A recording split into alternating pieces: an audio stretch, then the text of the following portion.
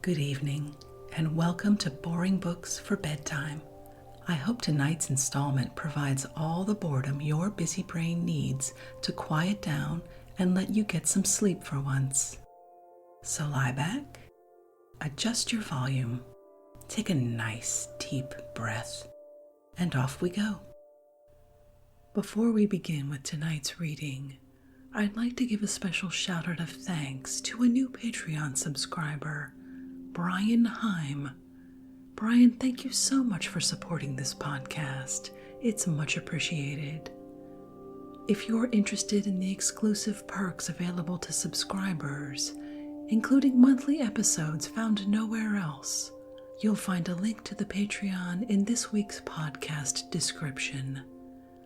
Now let's get to tonight's reading. This evening we're reading a book of adventure, The North Pole, its discovery in 1909 under the auspices of the Peary Arctic Club, by Robert E. Peary, with an introduction by Theodore Roosevelt and a foreword by Gilbert H. Grosvenor, director and editor of the National Geographic Society, Greenwood Press Publishers, New York.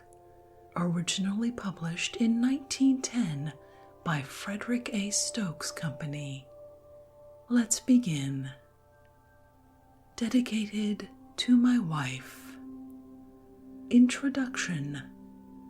Some years ago, I met at a dinner in Washington the famous Norwegian Arctic explorer Nansen, himself one of the heroes of polar adventure, and he remarked to me, "Peary is your best man. In fact, I think he is on the whole the best of the men now trying to reach the pole, and there is a good chance that he will be the one to succeed." I cannot give the exact words, but they were to the above effect, and they made a strong impression on me. I thought of them when in the summer of 1908 I, as President of the United States, went aboard Peary's ship to bid him Godspeed on the eve of what proved to be his final effort to reach the pole. A year later, when I was camped on the northern foothills of Mount Kenya, directly under the equator, I received by a native runner the news that he had succeeded, and that thanks to him, the discovery of the North Pole was to go on the honor roll of those feats in which we take a peculiar pride because they have been performed by our fellow countrymen. Probably few outsiders realize the well-nigh incredible toil and hardship entailed in such an achievement as Peary's, and fewer still understand how many years of careful training and preparation before the feat can be even attempted with any chance of success. A dash for the pole can be successful only if there have been many preliminary years of painstaking, patient toil, great physical hardihood and endurance, an iron will and unflinching courage, the power of command, the thirst for adventure, and a keen and far-sighted intelligence. All these must go to the makeup of the successful Arctic explorer, and these and more than these have gone to the makeup of the chief of successful Arctic explorers, of the man who succeeded where hitherto even the best and the bravest had failed. Commander Peary has made all dwellers in the civilized world his debtors, but above all, we, his fellow Americans, are his debtors. He has performed one of the great feats of our time. He has won high honor for himself and for his country, and we welcome his own story of the triumph which he won in the immense solitudes of the wintry North. Theodore Roosevelt, The White Nile, March 12, 1910. Forward.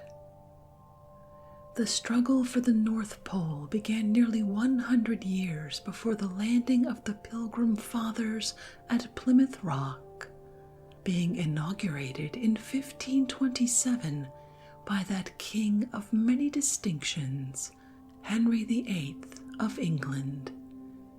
In 1588, John Davis rounded Cape Farewell, the southern end of Greenland, and followed the coast for 800 miles to Sanderson Hope. He discovered the strait which bears his name, and gained for Great Britain what was then the record for the farthest north, 72 degrees 12 minutes, a point 1,128 miles from the geographical North Pole. Scores of hardy navigators, British, French, Dutch, German, Scandinavian, and Russian, followed Davis, all seeking to hew across the pole the much coveted short route to China and the Indies.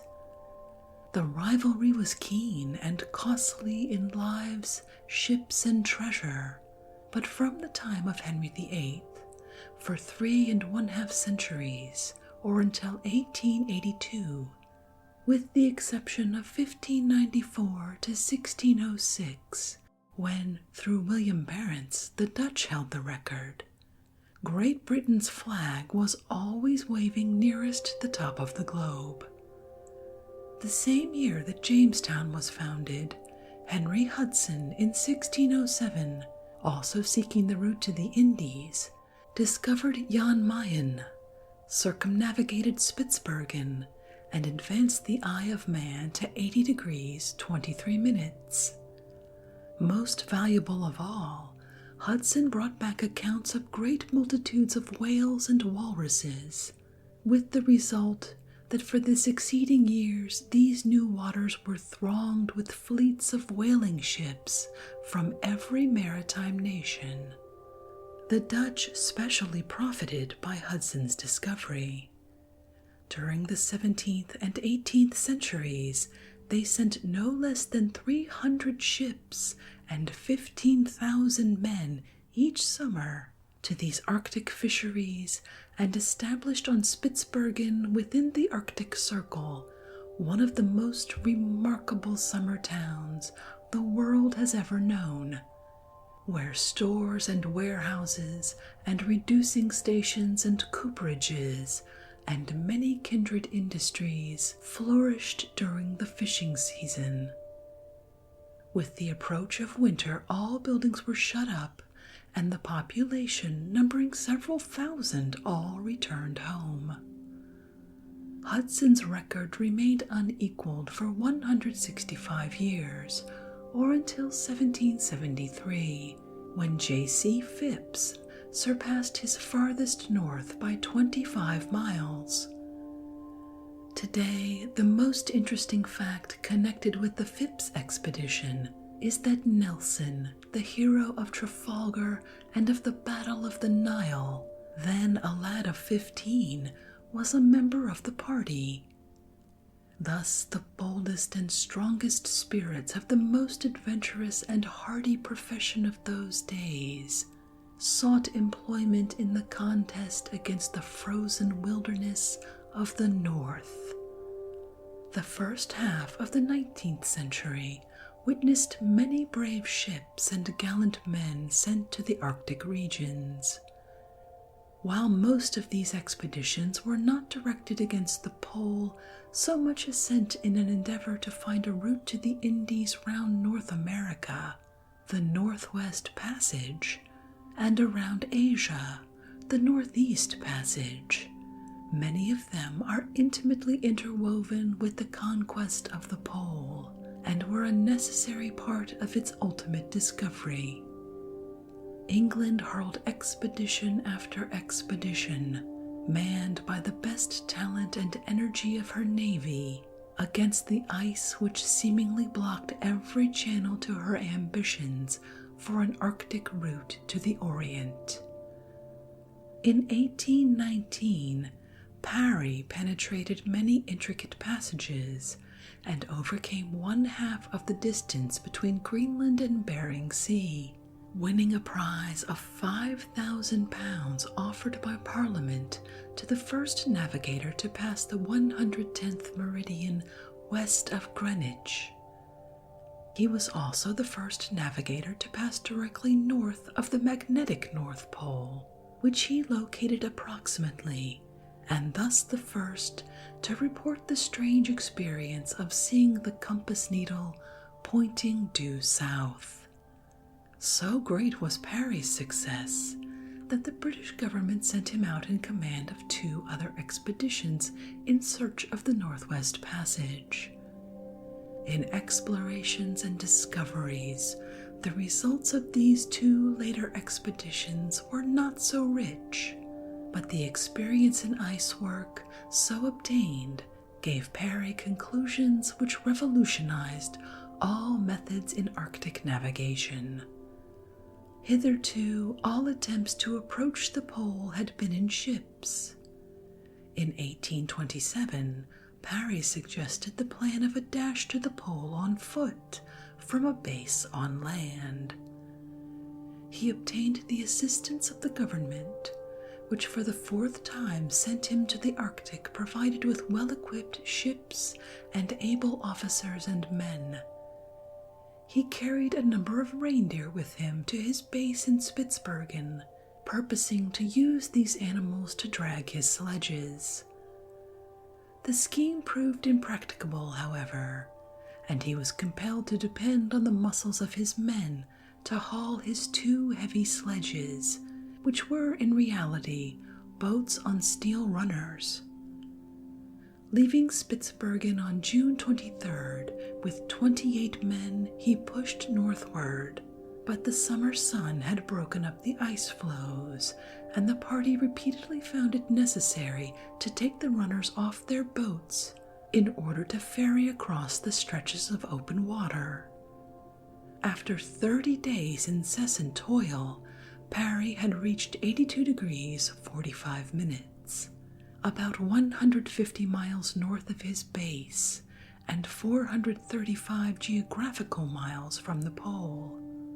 Here he found that, while his party rested, the drift of the ice was carrying him daily back, almost as much as they were able to make in the day's work.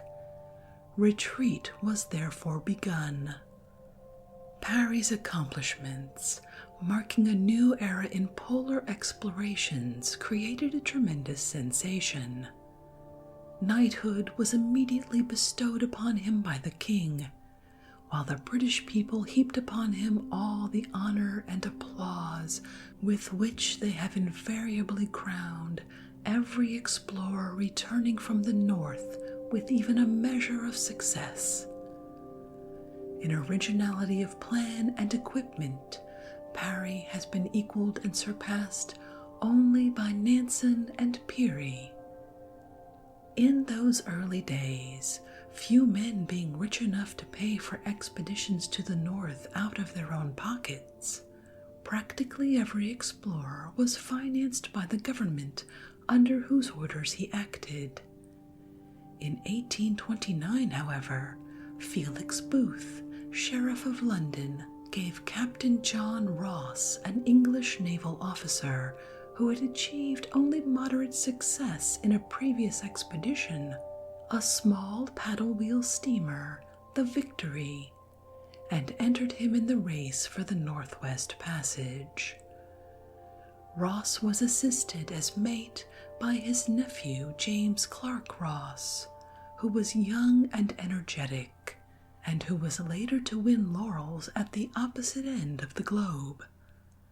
This first attempt to use steam for ice navigation failed, owing to a poor engine or incompetent engineers, but in all other respects the Rosses achieved gloriously. They made important discoveries around Boothia Felix, but most valuable was their definite location of the magnetic North Pole and the remarkable series of magnetic and meteorological observations which they brought back with them. No band of men ever set out for the unknown with brighter hopes or more just anticipation of success than Sir John Franklin's expedition of 1845. The frightful tragedy which overwhelmed them, together with the mystery of their disappearance, which baffled the world for years and is not yet entirely explained, forms the most terrible narrative in Arctic history. Franklin had been knighted in 1827, at the same time as Parry, for the valuable and very extensive explorations which he had conducted by snowshoes and canoe on the North American coast between the Coppermine and Great Fish rivers during the same years that Parry had been gaining fame in the north. In the interval, Franklin had served as governor of Tasmania for 7 years. His splendid reputation and ability as an organizer made him, though now 59 years of age, the unanimous choice of the government for the most elaborate Arctic expedition it had prepared in many years.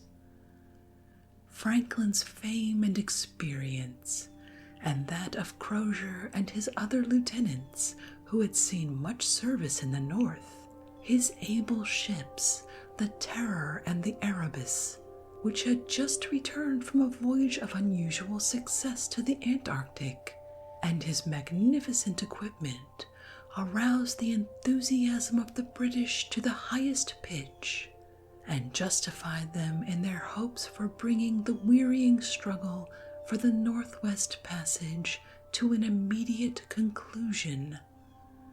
For more than a year, everything prospered with the party.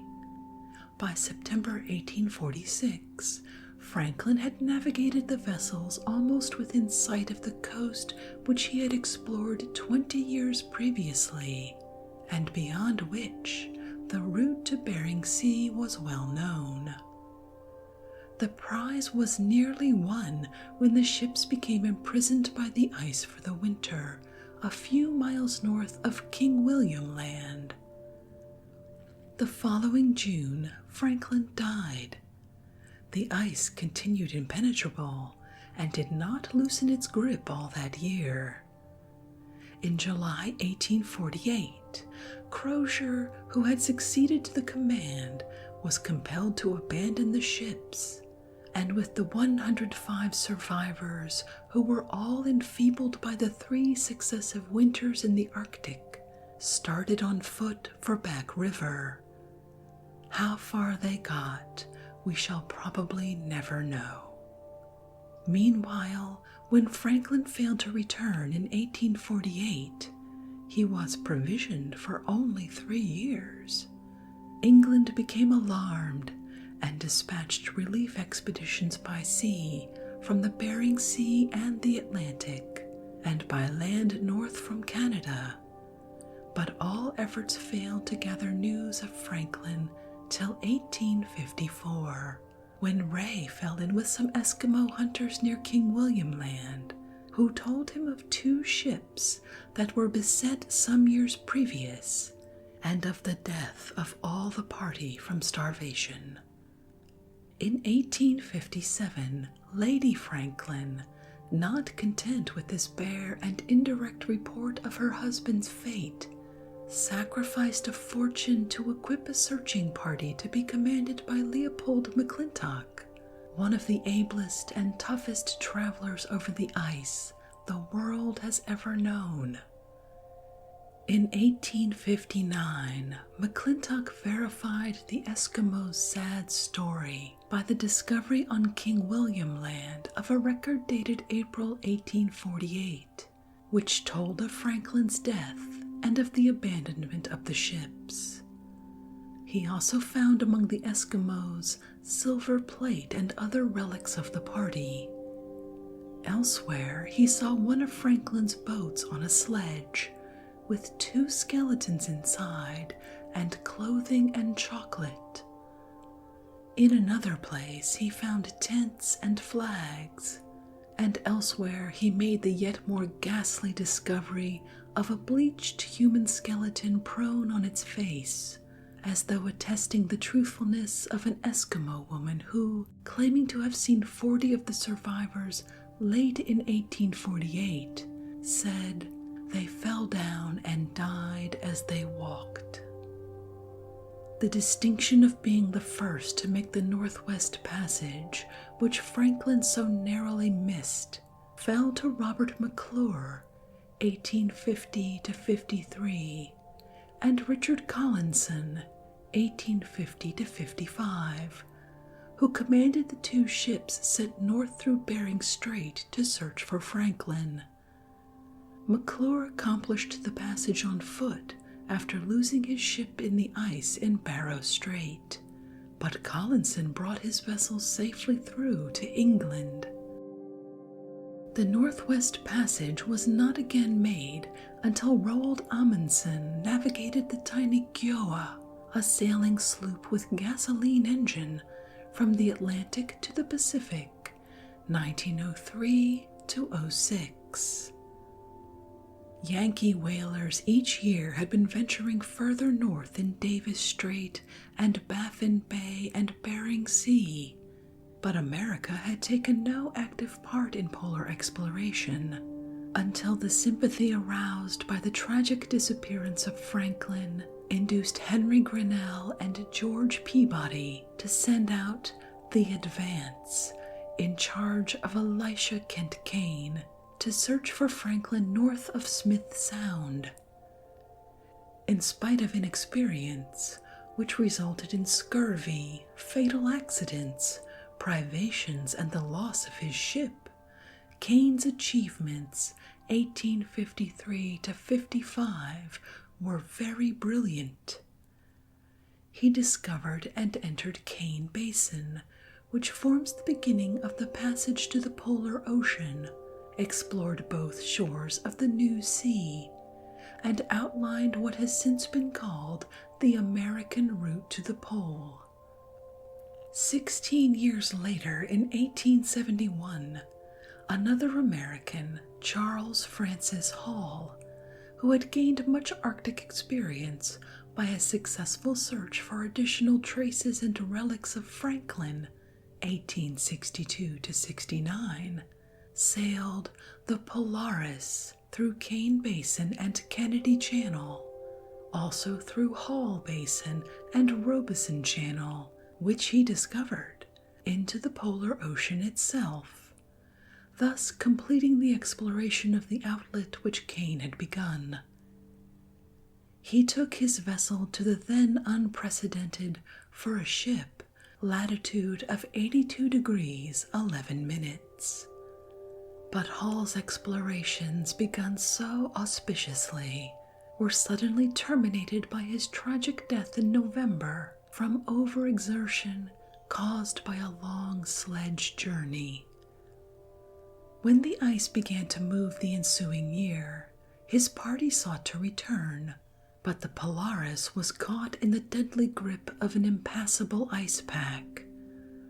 After 2 months of drifting, part of the crew, with some Eskimo men and women, alarmed by the groaning and crashing of the ice during a furious autumn storm, camped on an ice floe which shortly afterwards separated from the ship. For 5 months, December to April, they lived on this cold and desolate raft, which carried them safely 1,300 miles to Labrador, where they were picked up by the Tigress. During the winter, one of the Eskimo women presented the party with a baby, so that their number had increased during the arduous experience. Meanwhile, the Polaris had been beached on the Greenland shore, and those remaining on the ship were eventually also rescued. In 1875, Great Britain began an elaborate attack on the pole via what was now known as the American route, 2 ships most lavishly equipped being dispatched under command of George Nares. He succeeded in navigating the Alert 14 miles further north than the Polaris had penetrated 4 years previous. Before the winter set in, Aldrich on land reached 82 degrees 48 minutes, which was 3 miles nearer the pole than Parry's mark made 48 years before. And the following spring, Markham gained 83 degrees 20 minutes on the polar ocean. Other parties explored several hundred miles of coastline, but Nares was unable to cope with the scurvy, which disabled 36 of his men, or with the severe frosts, which cost the life of one man and seriously injured others. The next expedition to this region was that sent out under the auspices of the United States government and commanded by Lieutenant, now Major General, A.W. Greely, to establish at Lady Franklin Bay the American Circumpolar Station in 1881. Greely, during the 2 years at Fort Conger, carried on extensive explorations of Ellesmere Land and the Greenland coast, and by the assistance of his 2 lieutenants, Lockwood and Brainerd, wrested from Great Britain the record which she had held for 300 years. Greely's mark was 83 degrees 24 minutes, which bettered the British by 4 miles. As the relief ship, promised for 1883, failed to reach him or to land supplies at the prearranged point south of Fort Conger, the winter of 1883 to 84 was passed in great misery and horror. When help finally came to the camp at Cape Sabine, 7 men only were alive. While these important events were occurring in the vicinity of Greenland, interesting developments were also taking place in that half of the polar area north of Siberia. When in 1867 an American whaler, Thomas Long, reported new land, Wrangel Land, about 500 miles northwest of Bering Strait, many hailed the discovery as that of the edge of a supposed continent extending from Asia across the pole to Greenland. For the natives around Bering Strait had long excited explorers by their traditions of an ice-bound big land beyond the horizon. Such extravagant claims were made for the new land that Commander DeLong, U.S. Navy, determined to explore it and use it as a base for gaining the pole. But his ship, the Jeannette, was caught in the ice September 1879 and carried right through the place where the new continent was supposed to be. For nearly 2 years, DeLong's party remained helpless prisoners until in June 1881 the ship was crushed and sank, forcing the men to take refuge on the ice floes in mid-ocean, 150 miles from the new Siberian islands. They saved several boats and sledges and a small supply of provisions and water. After incredible hardships and suffering, G.W. Melville, the chief engineer, who was in charge of one of the boats, with 9 men reached on September 26th a Russian village on the Lena. All the others perished, some being lost at sea by the foundering of the boats, while others, including DeLong, had starved to death after reaching the desolate Siberian coast. 3 years later, some Eskimos found washed ashore on the southeast coast of Greenland several broken biscuit boxes and lists of stores, which are said to be in DeLong's handwriting. The startling circumstance that these relics in their long drift from where the ship sank had necessarily passed across or very near to the pole aroused great speculation as to the probable currents in the polar area. Nansen, who had already made the first crossing of Greenland's ice cap, argued that the same current which had guided the relics on their long journey would similarly conduct a ship. He therefore constructed a unique craft, the Fram, so designed that when hugged by the ice pack she would not be crushed, but would be lifted up and rest on the ice. He provisioned the vessel for 5 years and allowed her to be frozen in the ice near where the Jeannette had sunk, 78 degrees 50 minutes north, 134 degrees east, on September 25, 1893.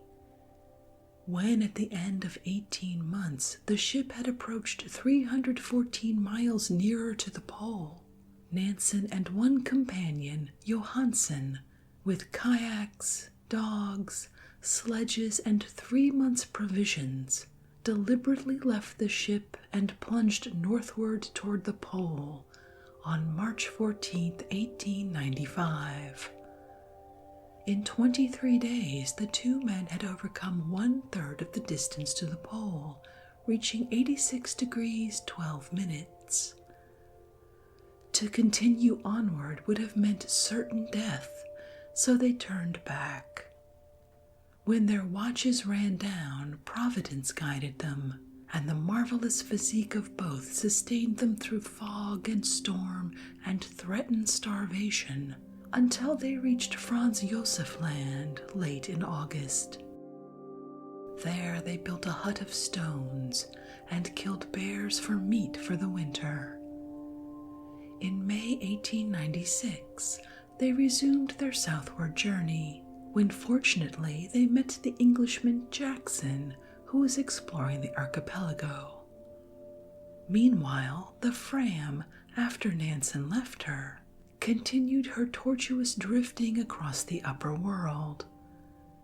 Once she approached as near as 85 degrees 57 minutes to the pole, only 15 miles less than Nansen's farthest. At last, in August 1896, with the help of dynamite, she was freed from the grip of the ice and hurried home, arriving in time to participate in the welcome of Nansen, who had landed a few days earlier. Franz Josef Land, where Nansen was rescued by Jackson, has served as the base of many dashes for the pole. It was from its northernmost point that the illustrious young member of the royal family of Italy, the Duke of Abruzzi, launched the party captained by Cagni that won from Nansen for the Latin race the honor of the farthest north, 86 degrees 34 minutes in 1901. This land, which consists of numerous islands, had been named after the Emperor of Austria-Hungary by Weybrecht and Peyer, leaders of the Austrian-Hungarian polar expedition of 1872-74, who discovered and first explored the archipelago. It was from Spitzbergen that André, with 2 companions, sailed in his balloon toward the pole in July 1897, never to be heard from again, except for 3 message buoys dropped in the sea a few miles from the starting point. The Northeast Passage was first achieved in 1878-79 by Adolf Erik Nordenskjold. Step-by-step energetic explorers, principally Russian, had been mapping the Arctic coasts of Europe and Siberia until practically all the headlands and islands were well defined. Nordenskjold, whose name was already renowned for important researches in Greenland, Nova Zembla, and northern Asia, in less than 2 months guided the steam whaler Vega from Tromsø, Norway, to the most easterly peninsula of Asia. But when barely more than 100 miles from Bering Strait, intervening ice blocked his hopes of passing from the Atlantic to the Pacific in a single season and held him fast for 10 months. No resume of polar exploration is complete without mention of William Barents, 1594 to 96, who for the Dutch of Amsterdam made 3 attempts to accomplish the northeast passage around Nova Zembla. William Baffin, who discovered Baffin Bay and Smith Sound in 1616. William Scoresby Sr., who reached by ship 81 degrees 30 minutes north, 19 minutes east in 1806, a record till Parry eclipsed it. William Scoresby Jr., who changed all ideas of East Greenland in 1822 and made valuable scientific observations. And the German North Polar Expedition of 1869 to 70. One of the ships of the latter was crushed in the ice and sank. The crew escaped to an ice floe on which they drifted in the darkness of an Arctic winter for 1,300 miles along the coast of Greenland to Frederiksthal. The preceding brief summary gives only an inadequate conception of the immense treasures of money and lives expended by the nations to explore the northern ice world and to attain the apex of the earth. All efforts to reach the pole had failed, notwithstanding the unlimited sacrifice of gold and energy and blood which had been poured out without stint for nearly 4 centuries. But the sacrifice had not been without compensation. Those who had ventured their lives in the contest had not been actuated solely by the ambition to win a race, to breast the tape first, but to contribute, in Sir John Franklin's words, to the extension of the bounds of science. The scores of expeditions, in addition to new geographical discoveries, had brought back a wealth of information about the animals and vegetable life, the winds and currents, deep-sea temperatures, soundings, the magnetism of the earth, fossils and rock specimens, tidal data, etc., which have enriched many branches of science and greatly increased the sum of human knowledge. A brief summer excursion to Greenland in 1886 aroused Robert E. Peary, a civil engineer in the United States Navy, to an interest in the polar problem. Peary, a few years previously, had been graduated from Bowdoin College, second in his class, a position which means unusual mental vigor in an institution which is noted for the fine scholarship and intellect of its alumni. He realized at once that the goal which had eluded so many hundreds of ambitious and dauntless men could be won only by a new method of attack. The first Arctic problem with which Peary grappled was considered at that time in importance second only to the conquest of the pole, namely, to determine the insularity of Greenland and the extent of its projection northward. At the very beginning of his first expedition to Greenland in 1891, he suffered an accident which sorely taxed his patience as well as his body, and which is mentioned here as it illustrates the grit and stamina of his moral and physical makeup. As his ship, the Kite, was working its way through the ice fields off the Greenland shore, a cake of ice became wedged in the rudder, causing the wheel to reverse. One of the spokes jammed Peary's leg against the casement, making it impossible to extricate himself until both bones of the leg were broken. The party urged him to return to the United States for the winter and to resume his exploration the following year, but Peary insisted on being landed as originally planned at McCormick Bay, stating that the money of his friends had been invested in the project and that he must make good to them. The assiduous nursing of Mrs. Peary, aided by the bracing air, so speedily restored his strength that at the ensuing Christmas festivities which he arranged for the Eskimos, he outraced on snowshoes all the natives and his own men. In the following May, with one companion, Astrup, he ascended to the summit of the great ice cap which covers the interior of Greenland, 5,000 to 8,000 feet in elevation, and pushed northward for 500 miles over a region where the foot of man had never trod before, in temperatures ranging from 10 to 50 degrees below zero to Independence Bay, which he discovered and named on July 4th, 1892. Imagine his surprise on descending from the tableland to enter a little valley radiant with gorgeous flowers and alive with murmuring bees, where muskoxen were lazily browsing. This sledding journey, which he duplicated by another equally remarkable crossing of the ice cap 3 years later, defined the northern extension of Greenland and conclusively proved that it is an island instead of a continent extending to the pole. In boldness of conception and brilliancy of results, these two crossings of Greenland are unsurpassed in Arctic history. The magnitude of Peary's feat is better appreciated when it is recalled that Nansen's historic crossing of the island was below the Arctic Circle, 1,000 miles south of Peary's latitude, where Greenland is some 250 miles wide.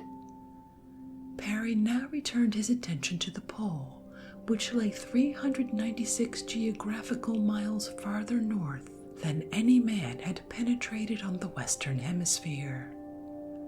To get there by the American route, he must break a virgin trail every mile north from Greely's 83 degrees 24 minutes.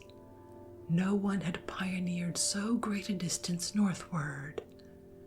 Markham and others had attained enduring fame by advancing the flag considerably less than 100 miles. Peary had pioneered 150 miles, and Nansen 128 from his ship. His experiences in Greenland had convinced Peary, if possibly more firmly than before, that the only way of surmounting this last and most formidable barrier was to adopt the manner of life, the food, the snow houses, and the clothing of the Eskimos, who by centuries of experience had learned the most effective method of combating the rigors of Arctic weather. To utilize the game of the Northland, the Arctic reindeer, muskox, etc., which his explorations had proved comparatively abundant, thus with fresh meat keeping his men fit and good-tempered through the depressing winter night, and lastly, to train the Eskimo to become his sledging crew. In his first North Polar expedition, which lasted for 4 years, 1898 to 1902, Peary failed to get nearer than 343 miles to the pole. Each successive year, dense packs of ice blocked the passage to the polar ocean, compelling him to make his base approximately 700 miles from the pole, or 200 miles south of the headquarters of Nares, too great a distance from the pole to be overcome in one short season. During this trying period, by sledging feats which in distance and physical obstacles overcome exceeded the extraordinary records made in Greenland, he explored and mapped hundreds of miles of coastline of Greenland and of the islands west and north of Greenland. On the next attempt, Peary ensured reaching the polar ocean by designing and constructing the Roosevelt, whose resistless frame crushed its way to the desired haven on the shores of the polar sea. From here he made that wonderful march of 1906 to 87 degrees 6 minutes, a new world's record. Winds of unusual fury, by opening big leads, robbed him of the pole and nearly of his life. The story of the last Peary expedition, which resulted in the discovery of the pole and of the deep ocean surrounding it, is told in the present volume by Commander Peary. The 396 miles from Greely's farthest had been vanquished as follows: 1900, 30 miles; 1902, 23 miles; 1906, 169 miles; 1909, 174 miles. No better proof of the minute care with which every campaign was prearranged can be given than the fact that, though Peary has taken hundreds of men north with him on his various expeditions, he has brought them all back, and in good health, with the exception of 2 who lost their lives in accidents for which the leader was in no wise responsible. What a contrast this record is to the long list of fatalities from disease, frost, shipwreck, and starvation, which in the popular mind has made the word Arctic synonymous with tragedy and death. Thus, Robert E. Peary has crowned a life devoted to the exploration of the icy north and to the advancement of science by the hard-won discovery of the North Pole.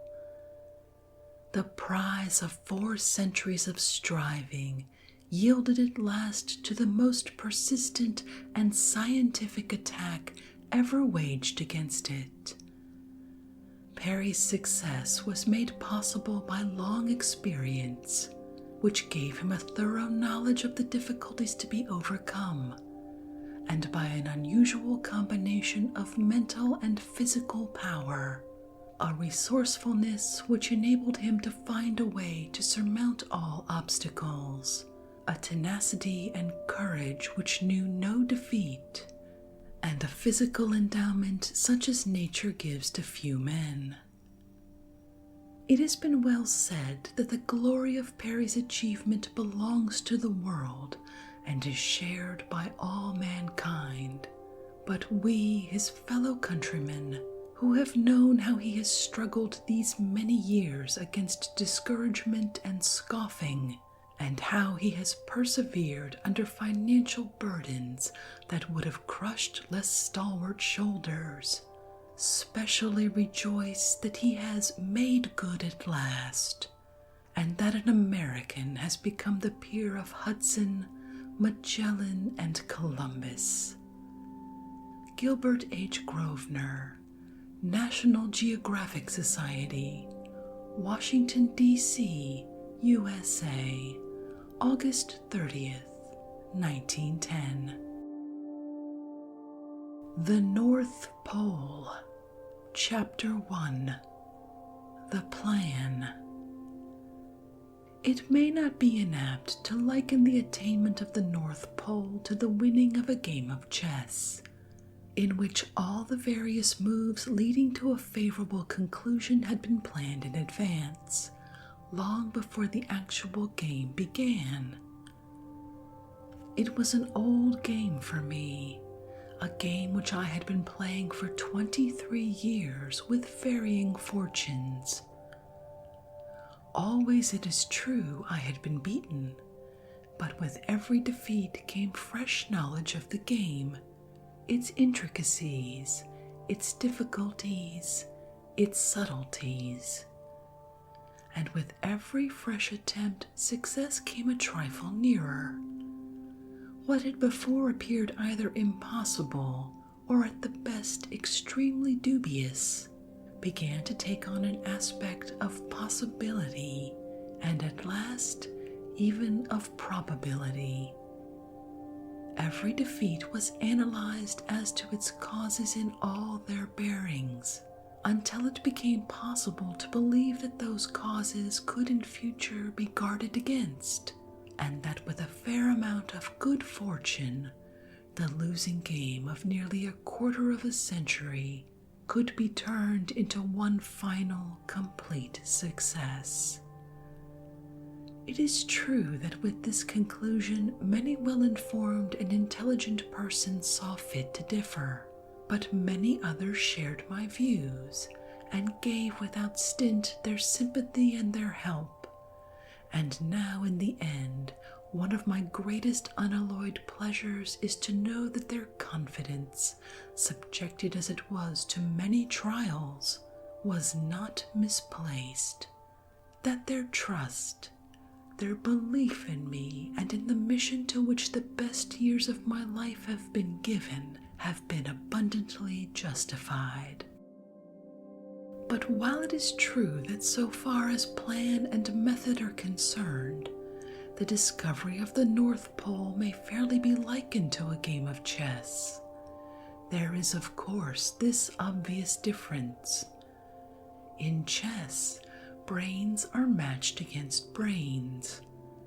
In the quest of the pole, it was a struggle of human brains and persistence against the blind, brute forces of the elements of primeval matter, acting often under laws and impulses almost unknown or but little understood by us, and thus many times seemingly capricious, freaky, not to be foretold with any degree of certainty.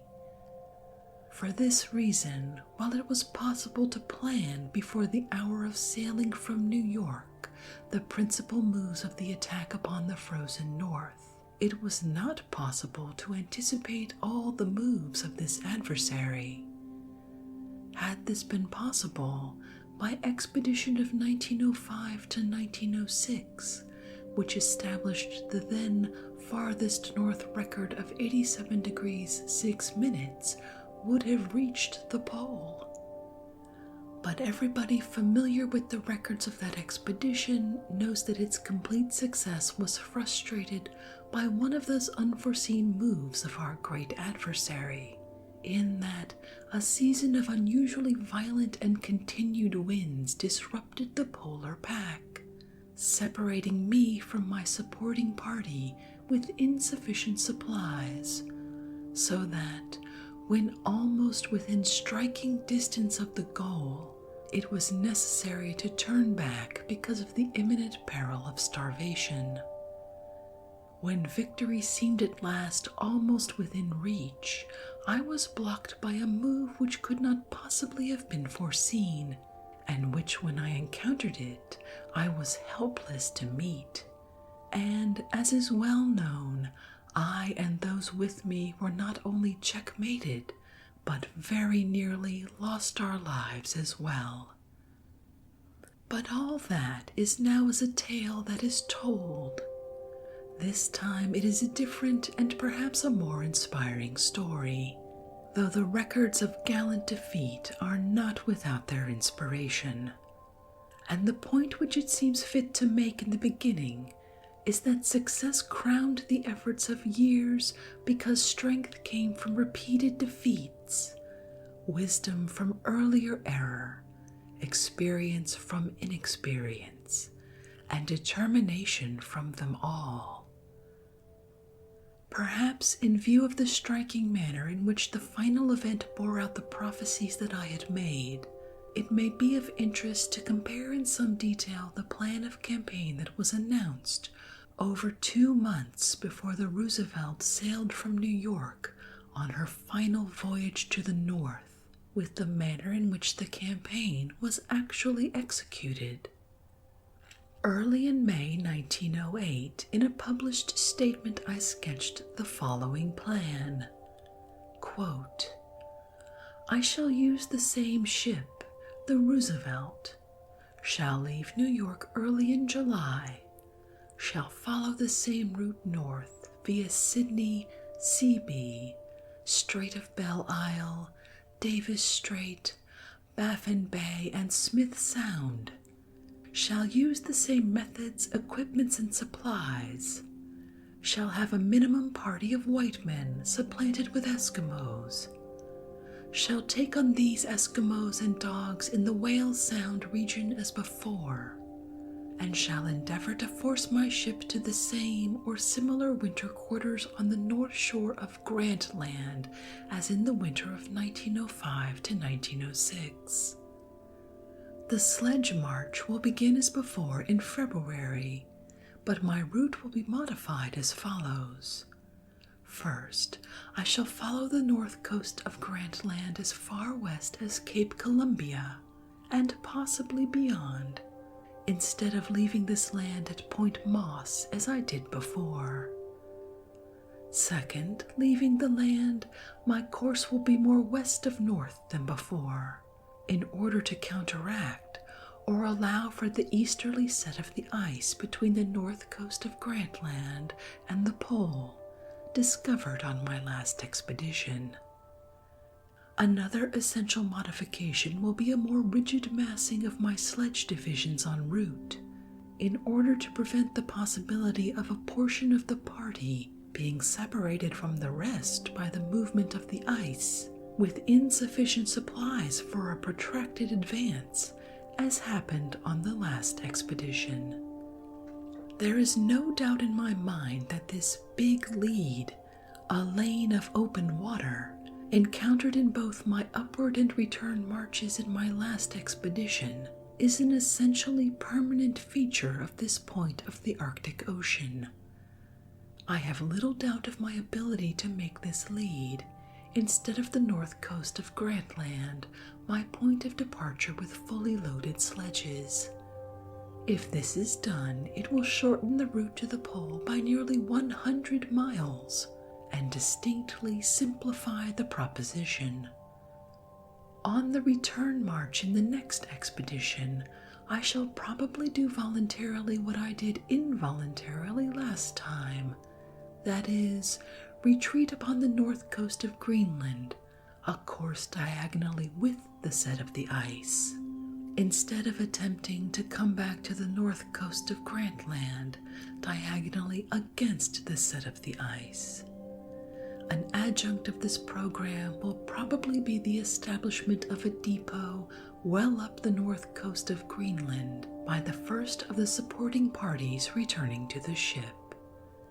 End quote.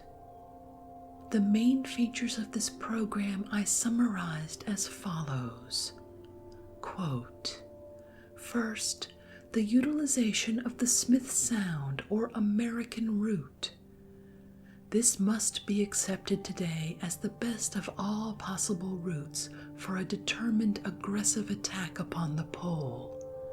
Its advantages are a land base 100 miles nearer the pole than is to be found at any other point of the entire periphery of the Arctic Ocean, a long stretch of coastline upon which to return, and a safe and, to me, well-known line of retreat independent of assistance in the event of any mishap to the ship. Second, the selection of a winter base which commands a wider range of the central polar sea and its surrounding coasts than any other possible base in the Arctic regions. Cape Sheridan is practically equidistant from Crocker Land, from the remaining unknown portion of the northeast coast of Greenland, and from my nearest the pole of 1906. Third, the use of sledges and Eskimo dogs. Man and the Eskimo dog are the only two machines capable of such adjustment as to meet the wide demands and contingencies of Arctic travel.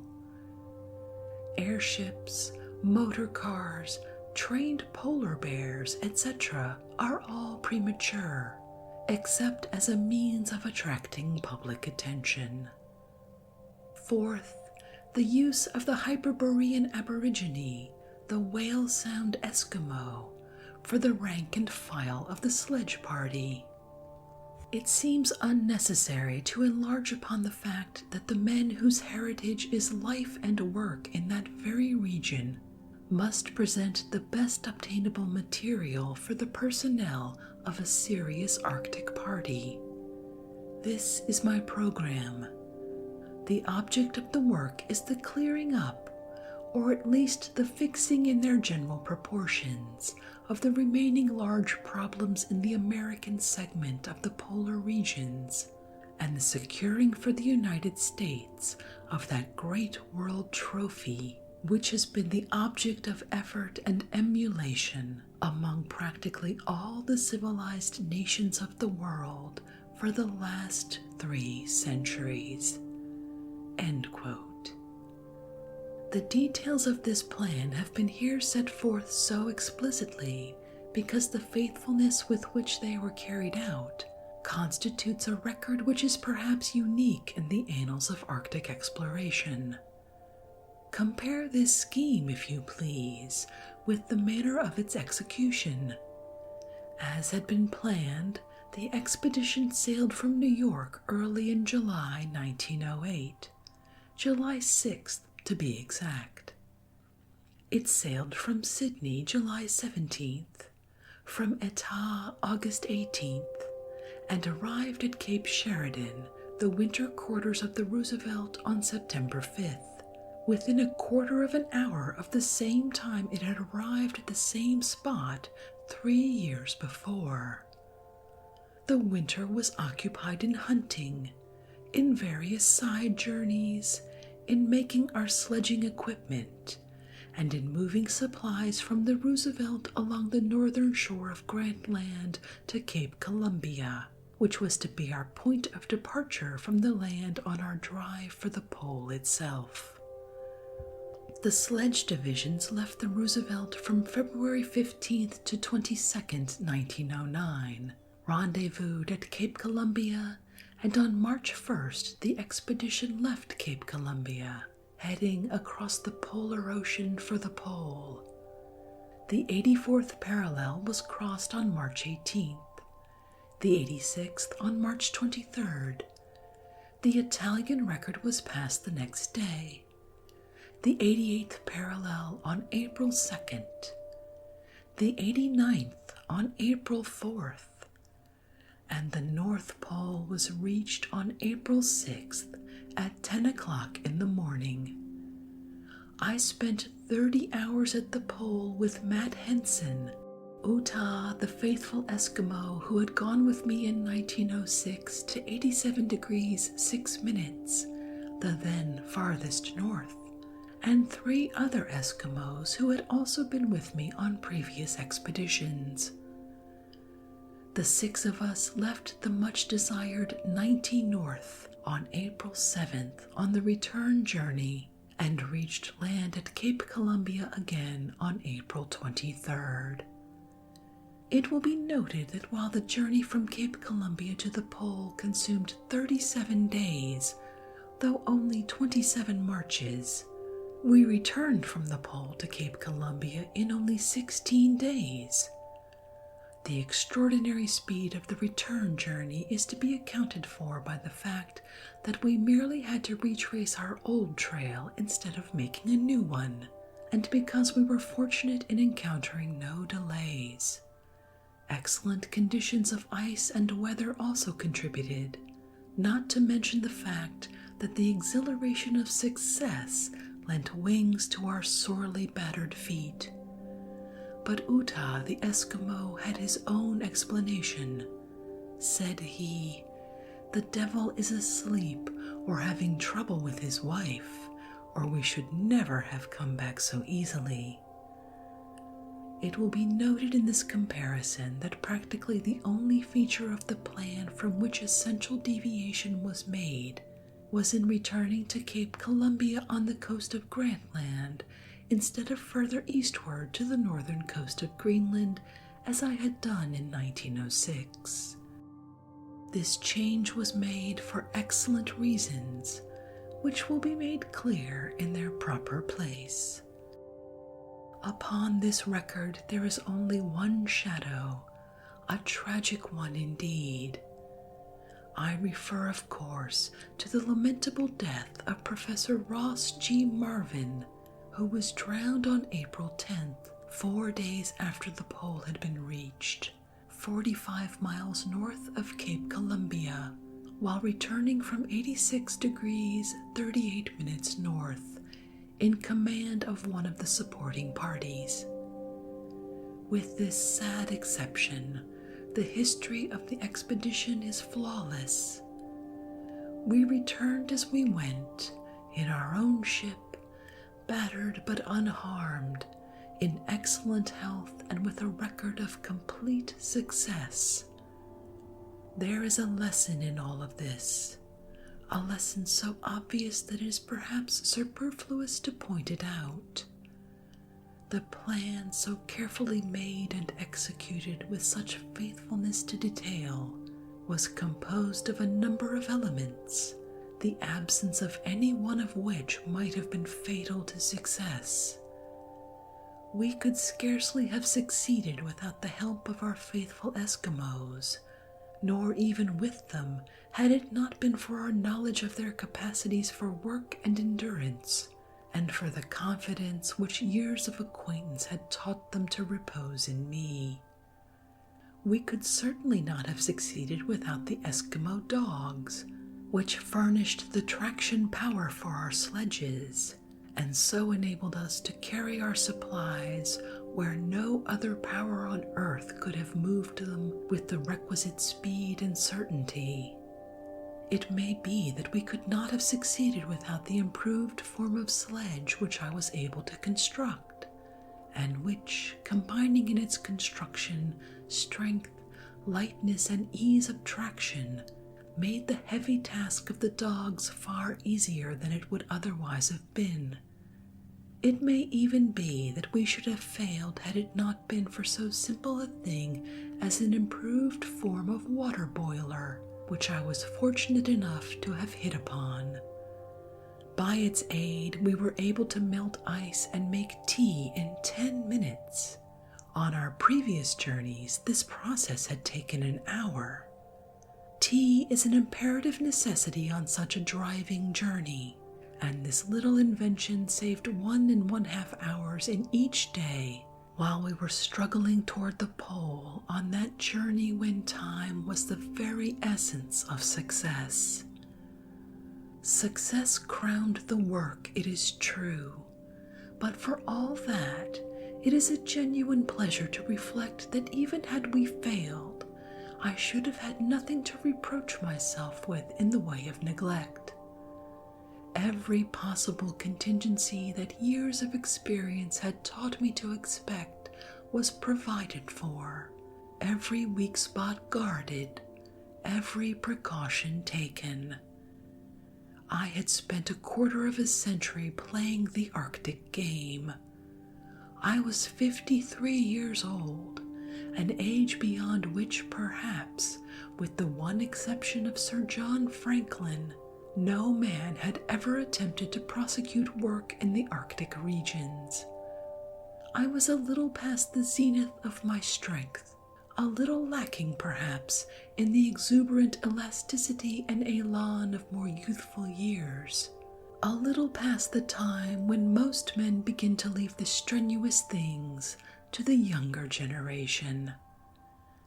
But these drawbacks were fully balanced perhaps by a trained and hardened endurance, a perfect knowledge of myself and of how to conserve my strength. I knew it was my last game upon the great Arctic chessboard. It was win this time or be forever defeated. The lure of the North. It is a strange and a powerful thing. More than once I have come back from the great frozen spaces, battered and worn and baffled, sometimes maimed, telling myself that I had made my last journey thither, eager for the society of my kind, the comforts of civilization, and the peace and serenity of home. But somehow, it was never many months before the old restless feeling came over me. Civilization began to lose its zest for me. I began to long for the great white desolation, the battles with the ice and the gales, the long, long Arctic night, the long, long Arctic day, the handful of odd but faithful Eskimos who had been my friends for years, the silence and the vastness of the great white lonely north. And back I went accordingly, time after time, until at last my dream of years came true. And with that, I think we'll end this reading from the North Pole, its discovery in 1909 under the auspices of the Peary Arctic Club by Robert E. Peary. I know this is supposed to be boring books for bedtime, but I honestly can't wait to read more of this. If you'd like to read this work for yourself, you'll find a link to a free ebook version at Project Gutenberg in the show notes. If you have a book you'd like to hear read, the best place to catch me is on Twitter at BoringBooksPod. I'd love to hear from you. Thank you so much for joining me this evening. Until our next boring book, good night.